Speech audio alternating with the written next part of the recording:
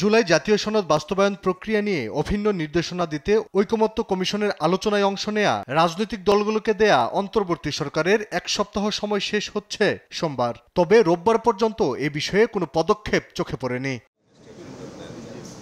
বিষয়টি নিয়ে সাংবাদিকদের সঙ্গে কথা বলেন পরিবেশ উপদেষ্টা সৈয়দা রিজওয়ানা হাসান।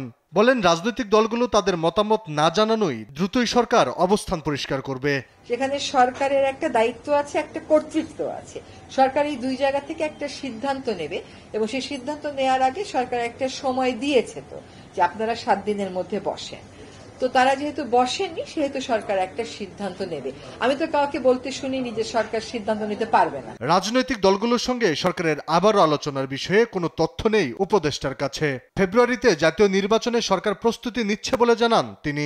সরকারের দরজা সবসময়ই সবার জন্য খোলা ছিল, প্রথম থেকে এটা খোলা ছিল, এখনো এটা খোলা আছে। কিন্তু সরকার আবার নতুন করে উদ্যোগ নিয়ে আবার সকলকে আলোচনায় ডাকবে, এখনো পর্যন্ত এমন কোনো কথা আমি শুনি। এ সময় আওয়ামী লীগের কর্মসূচি প্রসঙ্গেও কথা বলেন পরিবেশ উপদেষ্টা।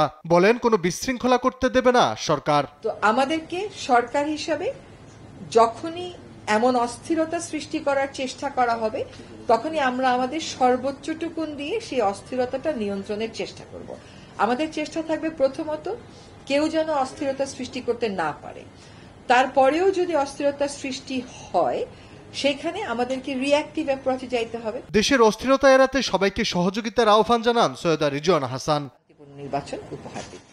আলী আক্কাস, আকাশ, দেশ টিভি, ঢাকা।